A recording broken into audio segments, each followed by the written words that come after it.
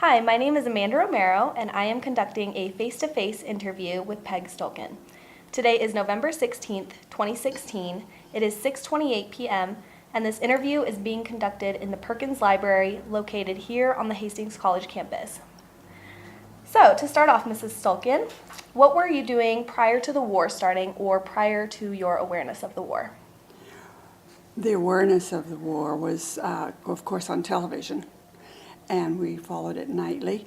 I was a housewife. I was newly married and taking care of the house, working part-time for the government, and helping my husband on the farm. Thank you. Mm-hmm. Where were you living at the time? In Donovan. In Donovan, okay. So how did you and your husband learn about or receive information? Was it just from the nightly news? As far as the war, you mean? Yes. Yeah, usually the nightly news, because I didn't even know anybody that was a soldier or anything serving over there. So it was usually the noon news, actually. And I don't know if this is where you wanted the information, but my husband was a reservist with the 295th Ordnance Battalion. Okay. And that they were from Grand Island and Hastings and York. And they had, we decided that Jim would go into the reserves because we did have an occupation.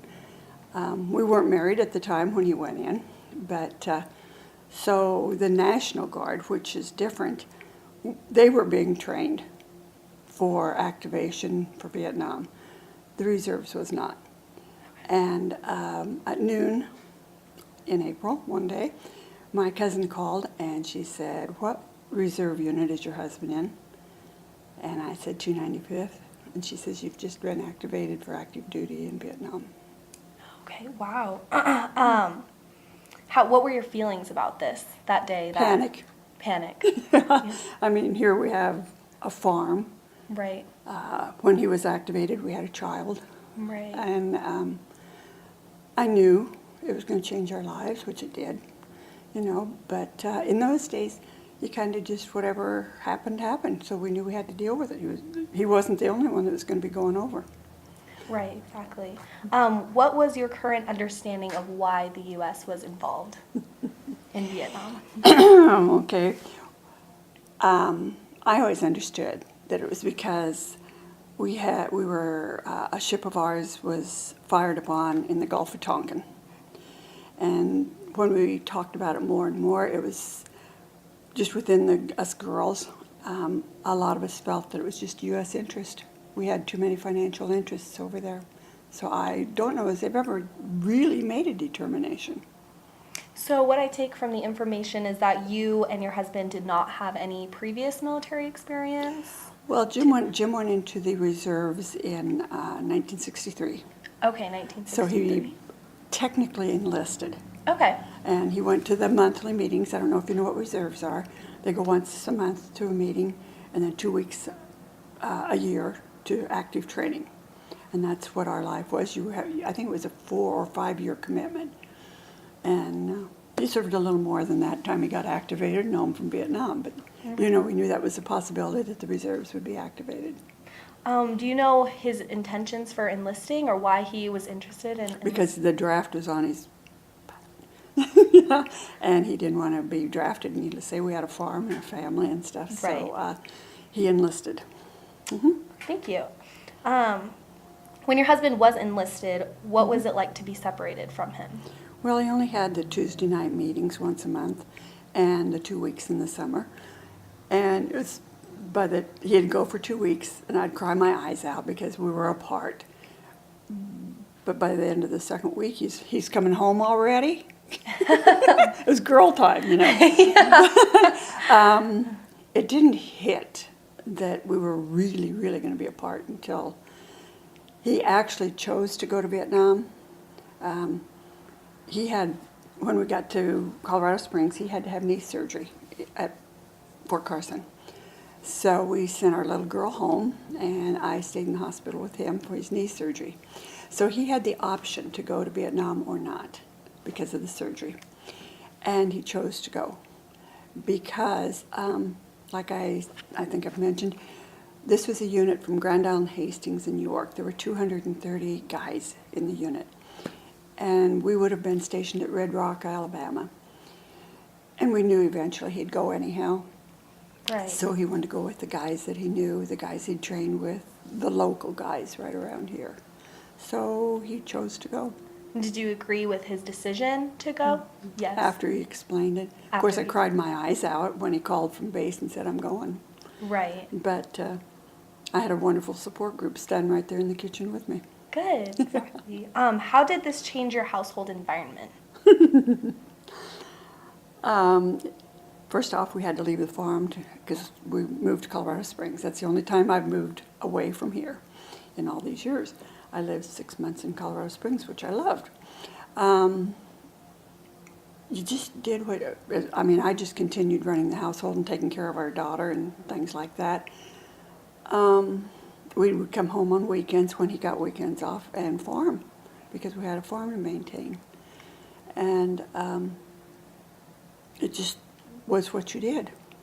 You know? Right. Right. He got ready to go to war, and I just kind of, and then when he left, I came home, and his dad and I got the harvest out. You know, just the way it was.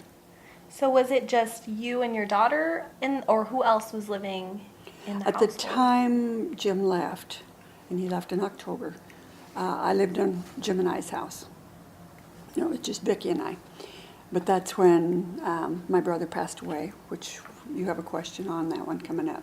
And so then I moved to Grand Island, and I'll talk about that later. Okay, thank you. Will you describe the atmosphere of what people were feeling during the war, such as possibly your family?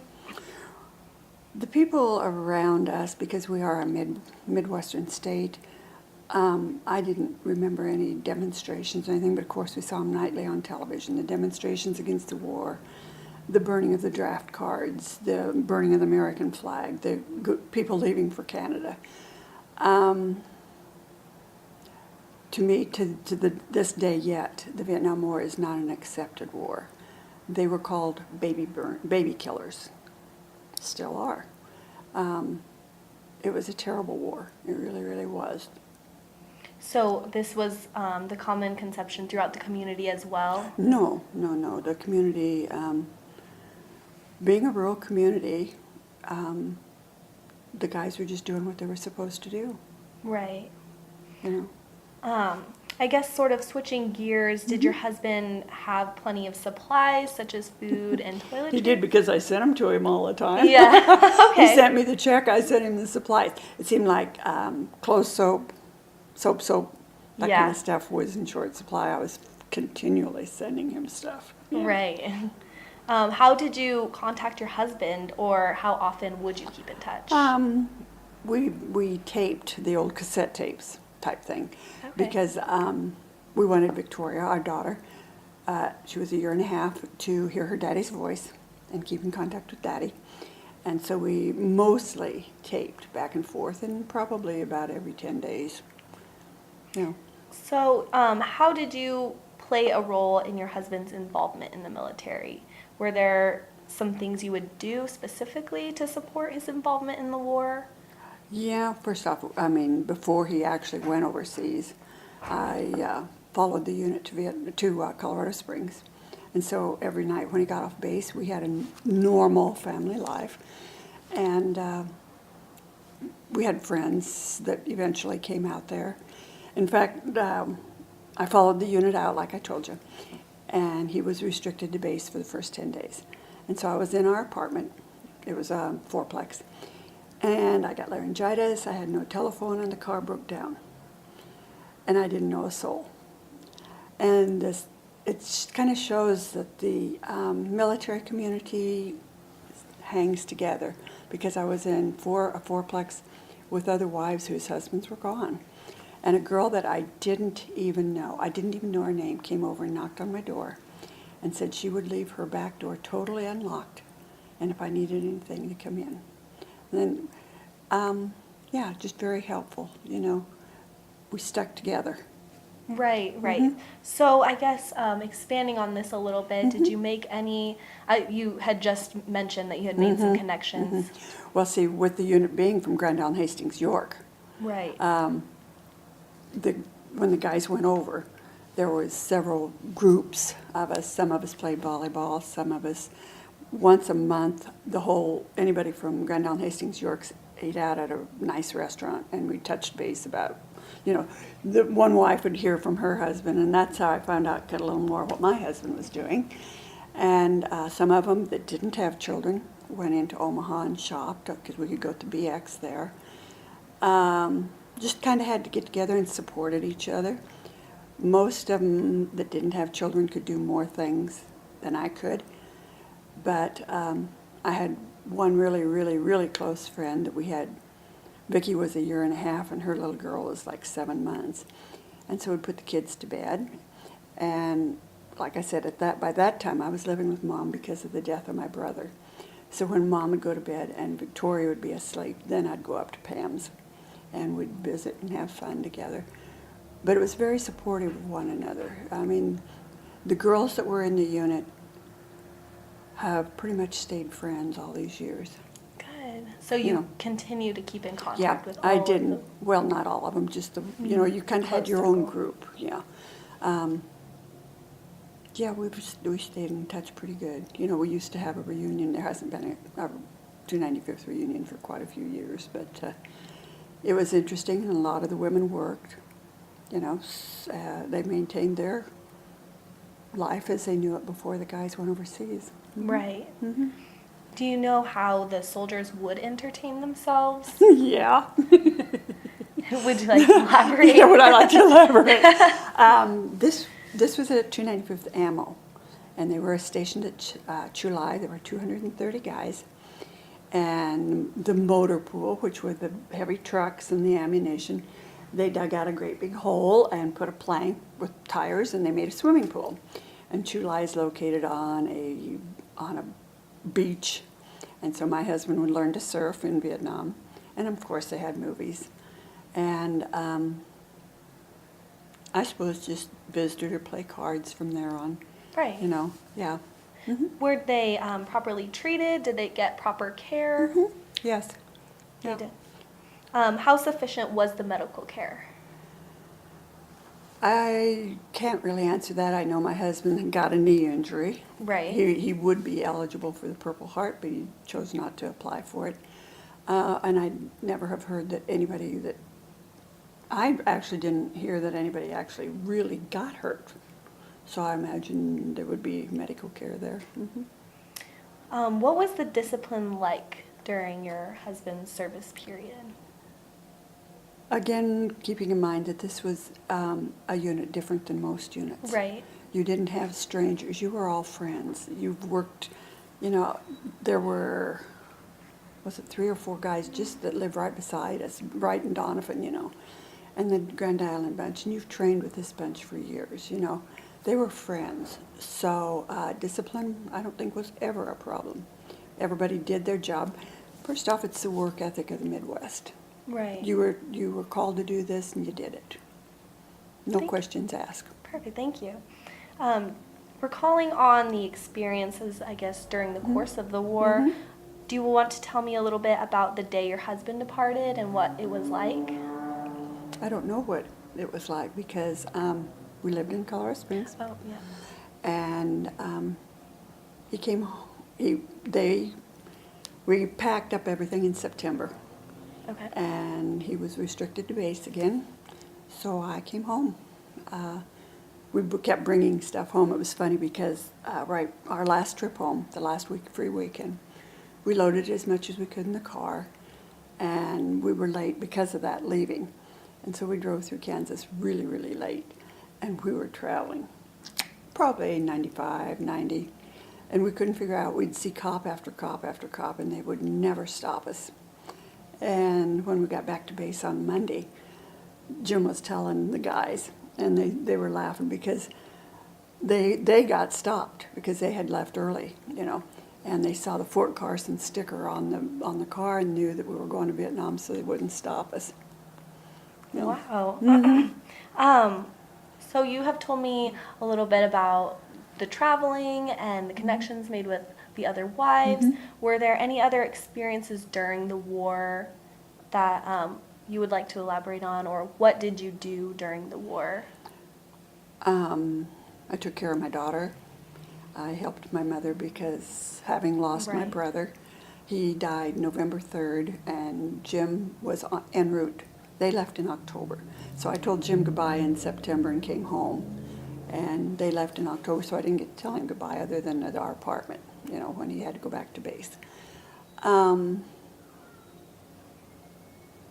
I guess you just did what you had to do. Yeah, we had fun because one time a bunch of the girls, I had a fondue pot, and we were at my mom's, and they were, of course, Mom and Victoria were asleep, and we sat in a circle with a fondue pot with the chocolate and all the fruits, and we spilled the fondue pot. Oh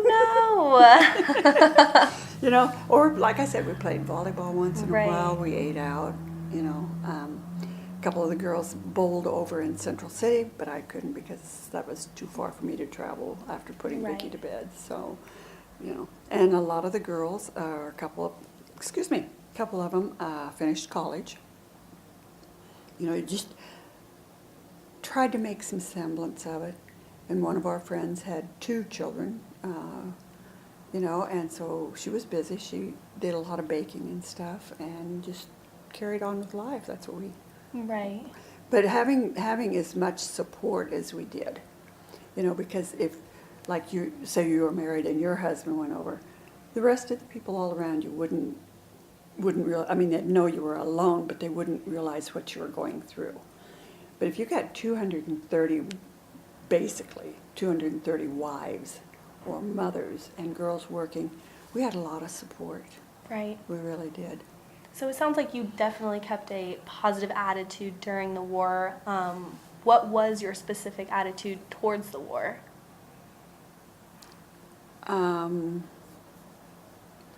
At the time, I didn't think much about it. Over the years, I've thought, what a waste. A waste of materials, a waste of freedom, a waste of lives. All the Vietnam Wall in Washington, D.C., a horrible waste of lives. Most definitely. Mhm. Yes. Tragic. So I do understand you did experience a traumatic loss during this time period, and you have talked a little bit about it. Would you mind elaborating on this experience and how it affected you during the war? You had to be responsible because I had come home and lived in Jim and I's house, and I helped my father-in-law with harvest. I drove a truck, and we got the corn and crops out. And my aunt came down one morning. It was very, very foggy. You couldn't even see the end of the car. It was that foggy. And my brother was missing. And to make a long story short, he died. They found him and 3 other kids. The other 3 kids were okay, but my brother died. And so I immediately moved in with Mom because she was alone. And my mom had to work, of course. My dad died when she was 33, But having a 2-year-old, when she'd come home from work, helped. Because a 2-year-old doesn't realize that you're sad. So it was real help. And then I didn't move home again until Jim got home in July, so I suppose June, just enough to get the house open and ready again. So I lived away from our house from November to June. Thank you. I do understand that is a difficult experience. It was hard. So It was hard. I We just went through appreciate- day by day. Right. I appreciate you opening up about that experience. That's part of life, honey. Would you like to tell me about your most vivid memory during the war, if any sticks out to you in particular? During the war? Yes. Could be anything with maybe the other wives or something Well, related to your husband. My husband. Okay. When we got to Colorado Springs, he had to have knee surgery. You had to do the knee surgery to go over and have him shot, okay? So we sent Victoria home again, and my mother-in-law and my sister took care of her while Jim was in the hospital. And he had a very successful surgery, knee surgery, but there weren't the nurses and stuff. And so there's two vivid memories. You can take whichever one. They had wooden wheelchairs. And of course I pushed him around in the wheelchair and his legs out like that. And he was always so scared I was going to hit the wall with it, you know. Then the second memory, which you're going to laugh at, miniskirts came in. And Right. if you notice, I'm a little tall. And so I got a miniskirt and I wore it in, and of course he's laying there in bed with no chance of getting out of bed, and he told me to go home and change. Oh my goodness. So I did. It was right the length was right where, if I put my arm down, this was where the length was, and nobody was used to miniskirts. Right, So it was exactly. brand new. Yeah. I did go home and change. I understood. Yes. So other than your relationships with the other wives, what kind of other connections did you make with maybe other combats or any nurses, anyone else involved? Nobody else involved? No, it was all guys that went over, and so it was all gals and wives and Right. stuff. Yeah. So just that were here. mostly the wives, daughters, and Yeah, I mean, families. we had our old friends that weren't in the units, because it's ironic. One of my best friends' husband was in the National Guard, and they trained every week to be activated. And so I supported her. Well, guess which one didn't get activated? The National Guard, Right. you know. And Right. so the Army Reserves got activated, and they say it's because we were a Republican state, Johnson's a Democrat, and all the reserves that got activated were from Republican states. I don't know if that's true or not, but could be. Right. How did you feel when the U.S. withdrew its forces in 1973? I felt sorry for the country because there were people that worked with us, and those people were going to suffer no matter what we did. The communists were taking over, and if you helped America, you were going to pay the price. Right. And I felt like we totally abandoned them. We asked for their help. And yeah, I mean, many, many times when you were in field or even on the base where Jim worked, the Vietnamese would help the Americans by day and help the Vietnamese by night. I mean, it's just the way it was. And yet we abandoned them. It was a terrible war. And I think we didn't learn anything from it, because Iraq is all over again. Right. Where were you when you received this information? Which information, honey? Of that the U.S. had withdrawn its forces? Probably home. Home. And same, where was your husband? Was he He was home by then. home by then? Yeah, he got kind of complicated. You were in for X number of years, and you had to have time left, enough time to be trained and shipped over, because part of the unit didn't go. They didn't have enough time left on their commitment. They shipped over in October. Jim got to come home in July because his time was up. Okay. The rest of them in the unit didn't get to come home till October, which was the year. Right. You know, and so he came home, and we immediately picked up where we left off. It was wheat harvest. I trucked again, and we picked up where we left off. Almost, remembering that I had had almost a full year of heavy responsibility. My mom, my daughter, etc. I wanted a pair of pantyhose, and he didn't think I needed them. And I thought, let me think. I've been taking care of our daughter and the farm and my mother for a year, and you've been just over playing in the sand. Yeah, that was an adjustment. Okay. Right. So I guess I take it once the war was over, life returned to normal. Did some things permanently change? Yeah.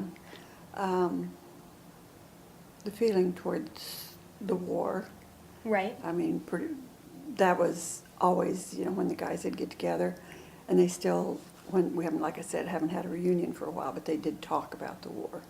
And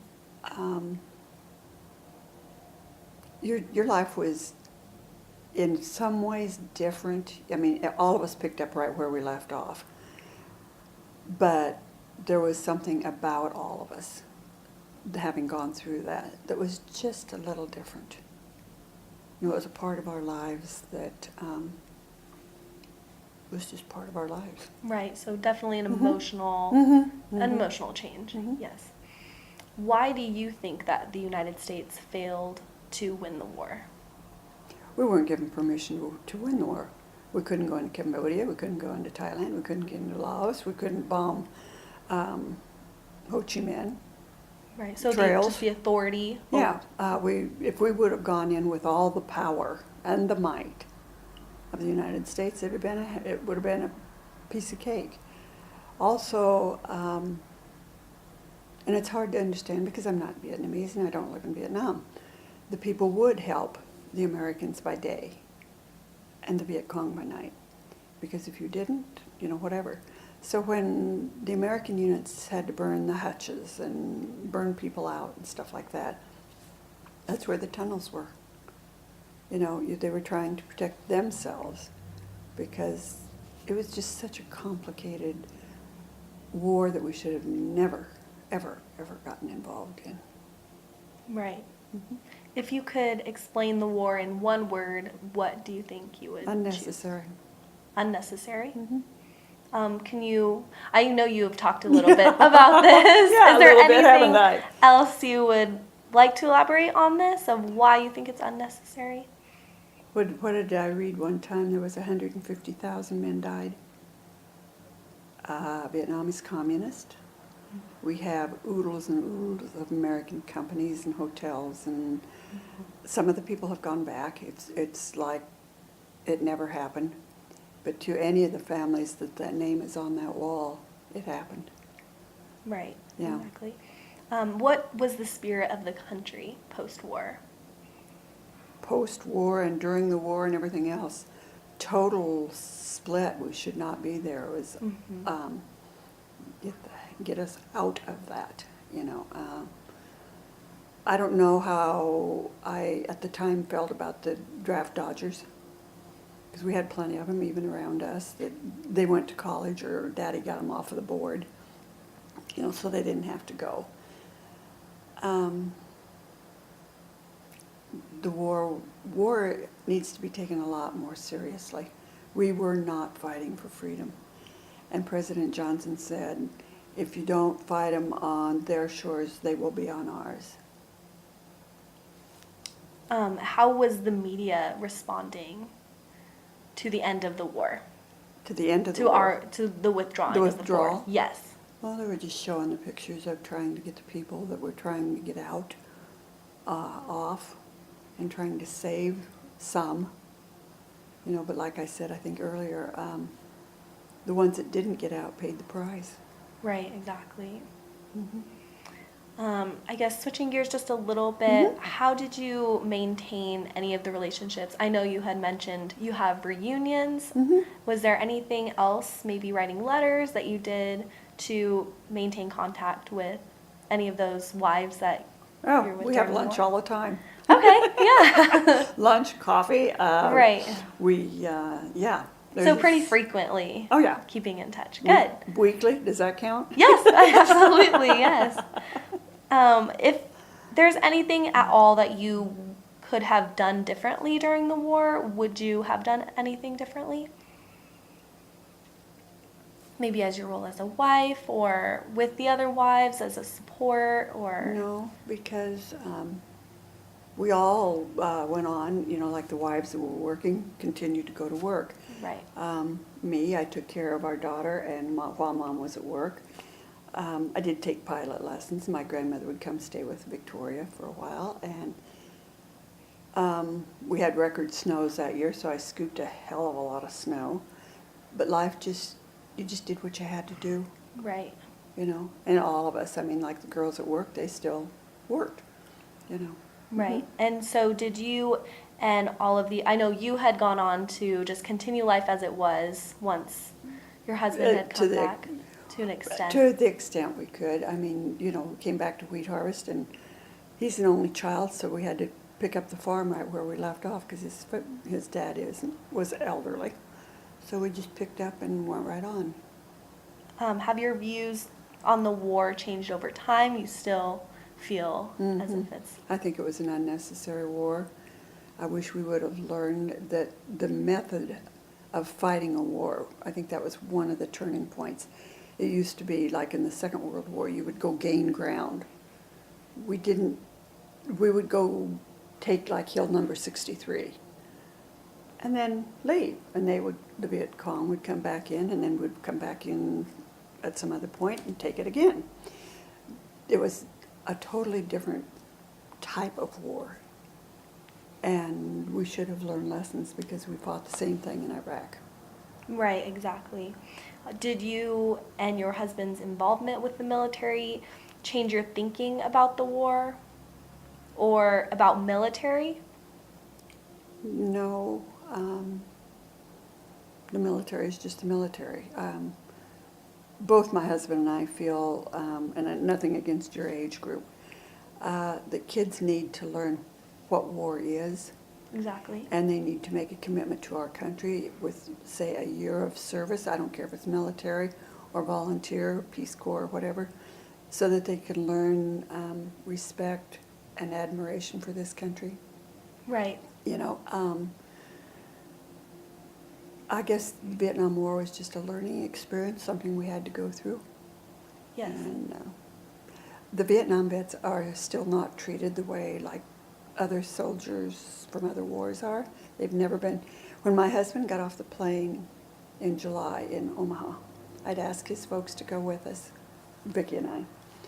And his mom was just tickled to death. She was a sweetheart, because this is her only child, and she was so petrified he'd be shot. And so we went to Omaha and got him, and like probably 99% of the Vietnam vets that came home, he was spit on. He was a baby killer. That's hard. That's tragic. Yeah, I mean, he couldn't get that uniform off fast enough. Right. And when some friends of ours, when he came back in October, they came back into Kansas with equipment. He asked his wife not to come down. That's really hard to hear. Mm-hmm. It was an unaccepted war. Right. It was an unnecessary war. And until these hero flights out of Grand Island, I think that's why the media is covering it so much, because the men are finally, after how many years, being accepted. Right. And they said there was crowds. My husband doesn't want to go on it because we've been to Washington, D.C. a lot. But there were crowds welcoming them home, something we didn't have. Right. You know. Do you think this is like more of a recent change, or? I can't say acceptance. It's a realization that there was another war and that we weren't baby killers. And what I didn't know this until you had asked me to interview.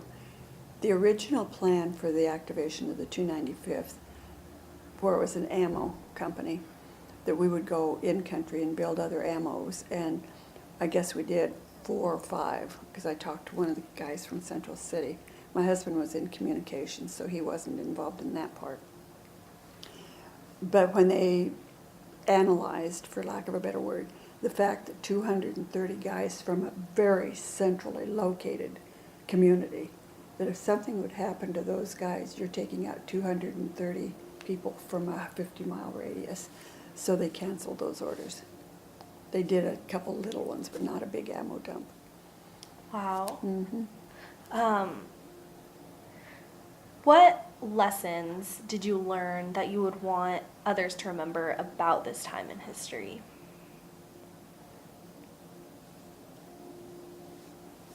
Lessons. The sad part was the division of the country, the people that were so against it, and the people that were shot demonstrating. I don't know, the country needs to become more cohesive. We're all Americans. I was against the Iraqi war. I don't think there was a single reason for it.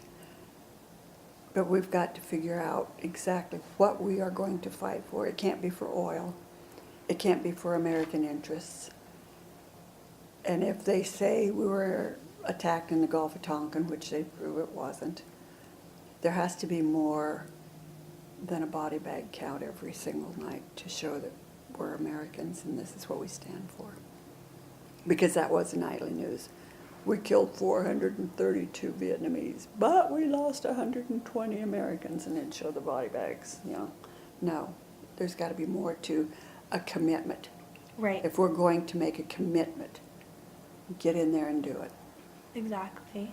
Mhm. Is there any last thoughts that you have that you would like to share about anything regarding this experience or your husband's experience? No, it was like I've said several times. It was just our duty. Exactly. He signed up for the reserves. We knew he could be activated, and he was. Everybody in that unit did what they were supposed to, because that's just the way you did things. You know, and I think that's why he chose to go, because it was local guys. You know, there were guys from all over, and I had even classmates that went, you know, and I went to Trumbull, he went to Donovan, but with everybody right here, we had support groups, but they were with people they knew. It wasn't somebody from, well, there were 3 guys that were not from here. There was 2 Californians and somebody else, and my husband has kept in touch with one of the Californians. He's even been back here, but they were just, do I say a different breed? Because we weren't all strangers. We all worked together. Thank you so very much Sure, for sharing your experiences. I am really happy that we got to talk and talk about your experience with the Vietnam War. So I really appreciate it. Thank you so much. You're most welcome. You're most welcome. And then we'll talk private a little. So what's your major?